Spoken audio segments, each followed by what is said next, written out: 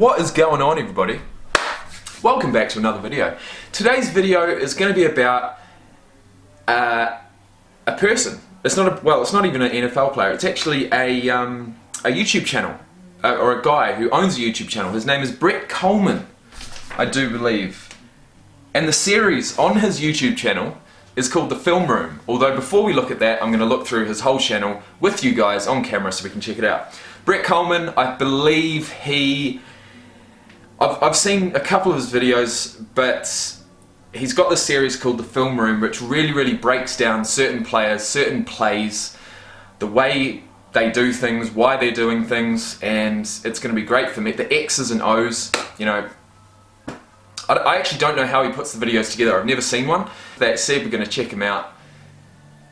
Without further ado, let's jump right in and do that. Okay. Brett Kollmann. There he is. 115,000 subs. You're doing well. Okay. What do we got here? He hit 100,000. Oh, that's the video that I saw actually. He talked about his YouTube channel, his journey to 100,000 subscribers, which is hopefully a video that I'm going to be making shortly. Hopefully. Let's see here. The Film Room. The Film Room. 2017 NFL season. The Film Room. Super Bowl special. Is Jimmy Garoppolo the real deal? Antonio Brown and Ben Roethlisberger are the best duo ever. Russell Wilson, the Seahawks one-man show. You know what, guys? You know what? Alright, we're going to watch Russell Wilson today. And you know why?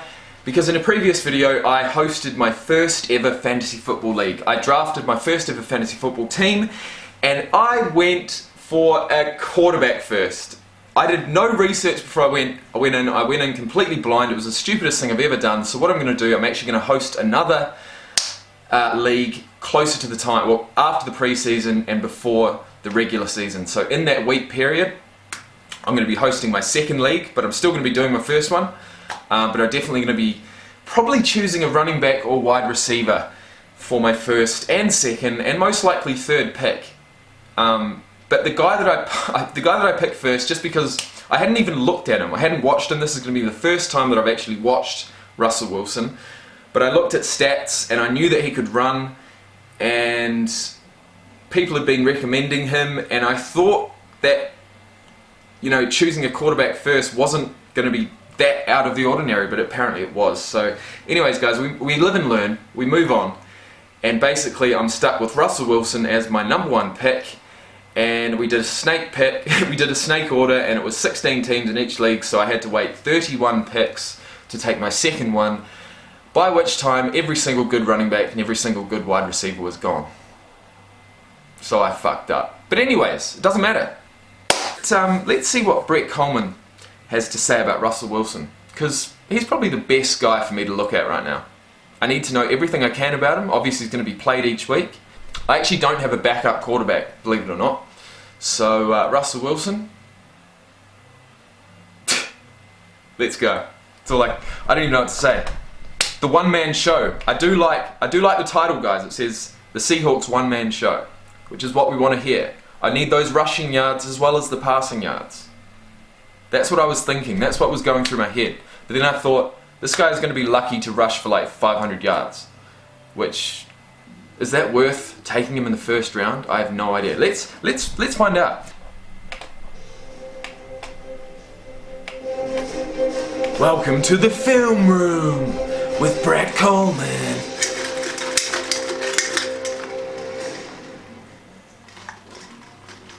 Believe it or not, Russell Wilson is starting to become Drew Brees. And I don't mean that in the sense that they're both short, strong-armed quarterbacks who could be MVP finalists year after year. I mean that in the sense that they both should be MVP finalists year after year, but aren't.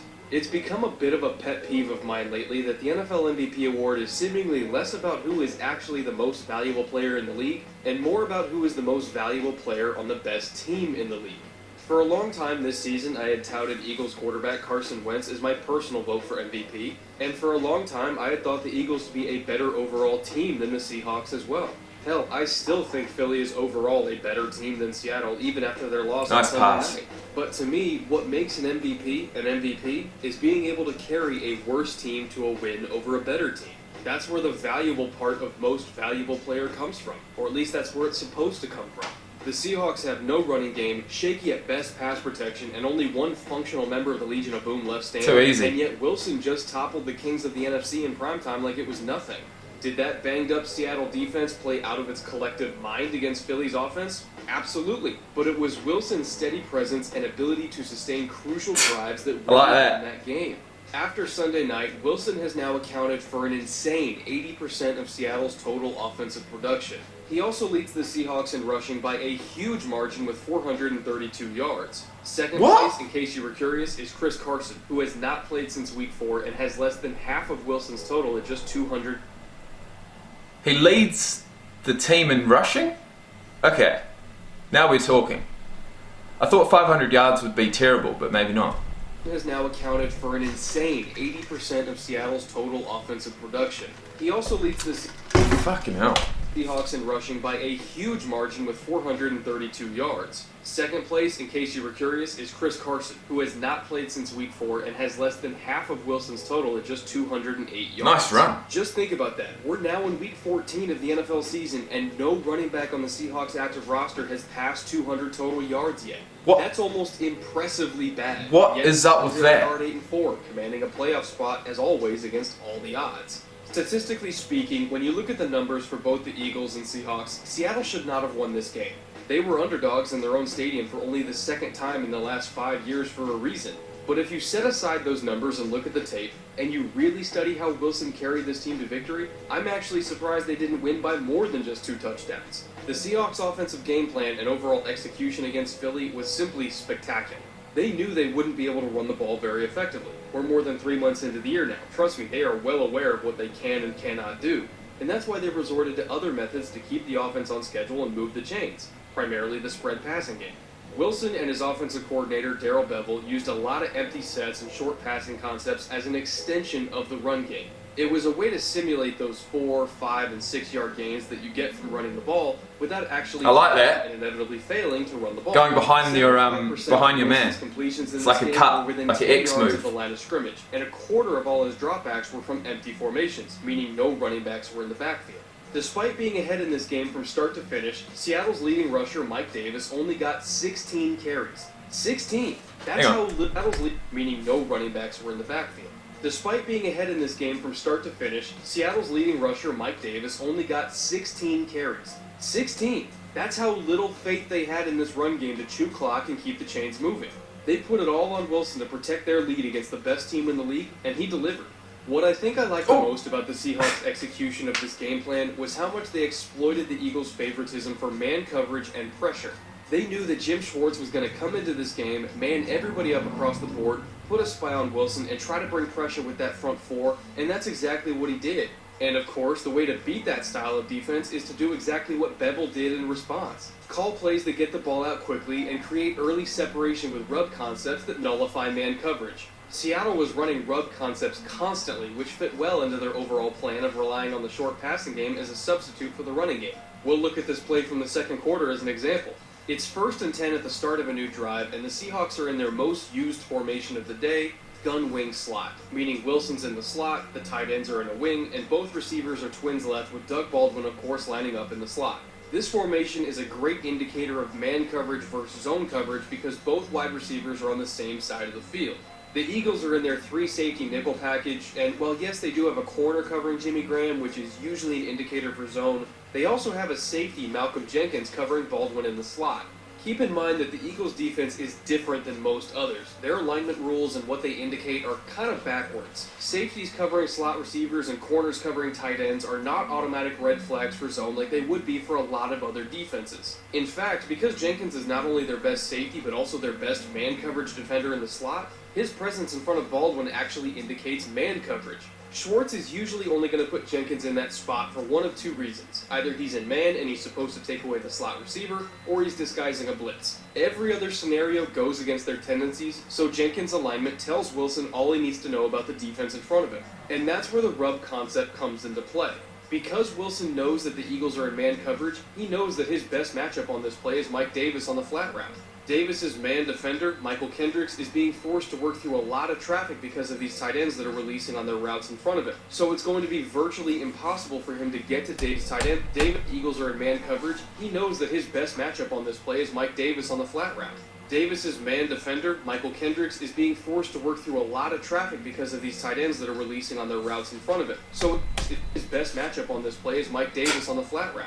Davis's man defender, Michael Kendricks, is being forced to work through a lot of traffic because of these tight ends that are releasing on their routes in front of him. So it's going to be virtually impossible for him to get to Davis before he gets the ball, which is of course the whole end goal of a rub concept in the first place. And because it's not zone coverage and there are no zone defenders near him in the flat, he gets to make an easy, uncontested catch and run for 9 yards. Like I said before, the Seahawks knew from the start that they would not be able to run the ball against this defensive line. So they took the defensive line out of the equation entirely and got Davis on the edge with a pass instead.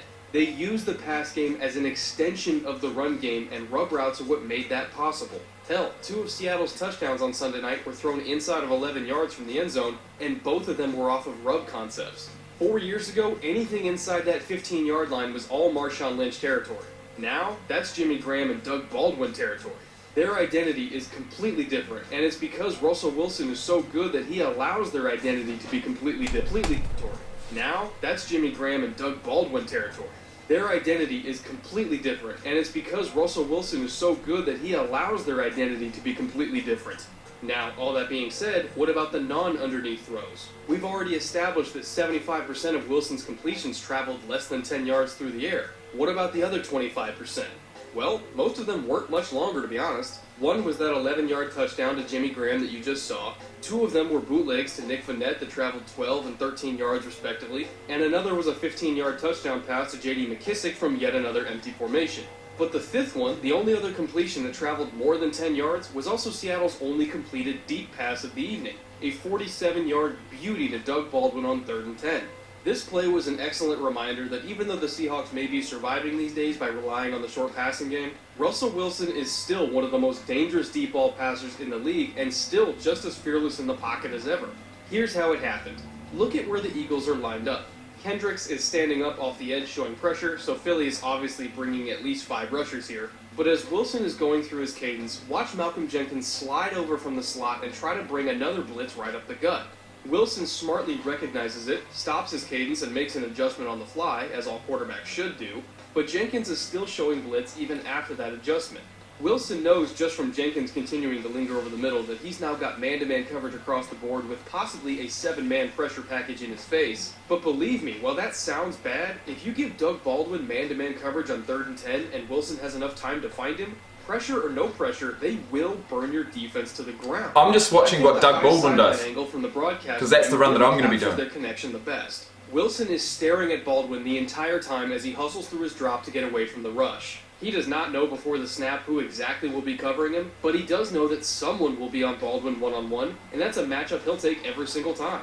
On this play in particular, Rodney McLeod was who drew that short straw, and unfortunately for him, he was also lined up with huge inside leverage against an outside breaking route, so he was already at a massive disadvantage to begin with. Wilson sees McLeod's leverage immediately, and he knows halfway through his drop that he's got him dead to rights. He just needs to throw it before the blitz gets to him. Baldwin runs an excellent double move at the top of his route and burns that inside leverage. A nod corner move to be more specific, meaning he's giving a little nod and a little shake inside to freeze McLeod in place, and then he darts back outside on the corner route with nobody over the top. A nod corner. What's actually a side step? McLeod had no shot here one-on-one, and Jim Schwartz probably knew that even when he called this blitz. This play call was entirely relying on that 7-man pressure package to rattle Wilson before he could get the ball out, but he stayed poised just long enough to turn the tables and punish them for it instead. It was almost like a game of chicken, really. Schwartz gambled that they could get Wilson before he got them, and that gamble did not pay off. Whether it was the short passing game, the deep passing game, the zone read running game, or just flat out not catching Wilson in the backfield when they had their chances, nothing that Jim Schwartz tried worked. While he didn't have the flashiest stats ever, and the scoreboard wasn't blown up like it was against Houston or Indianapolis, Last Sunday's game against the Eagles may have been the best MVP-type performance by Russell Wilson all season long. He maintained control of the game from start to finish against, at least on paper, a vastly superior team. He reasserted his franchise back into the battle for the NFC West, and he showed that even with no run game and barely an offensive line, he can still move the ball and give his defense a lead to work with. Just like with Drew Brees, I think we tend to get so used to the extraordinary when looking at Russell Wilson that we start to think games like this are ordinary. They aren't. Nothing about Russell Wilson or his ability to completely carry his offense is ordinary. He does everything for them, and I mean everything. Not being on the best team in the league should not hurt him when it comes to MVP voting, but it does every single year.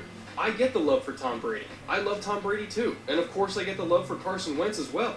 Hell, I was part of the MVP hype for Wentz in the first place. But if you want to be an MVP caliber quarterback, you have to beat MVP caliber quarterbacks. That's what Russell Wilson has done his entire career. The MVP award is not a team achievement. It's supposed to go to the one player that you know, beyond any doubt, is carrying their football team. If anything, it's the anti-team achievement. It's an award that's recognizing that there's a team out there who would be utterly terrible without this one player to make up the difference. For once, the football media landscape needs to recognize what Russell Wilson has been doing up in Seattle. And for once, they need to put the valuable back into most valuable player.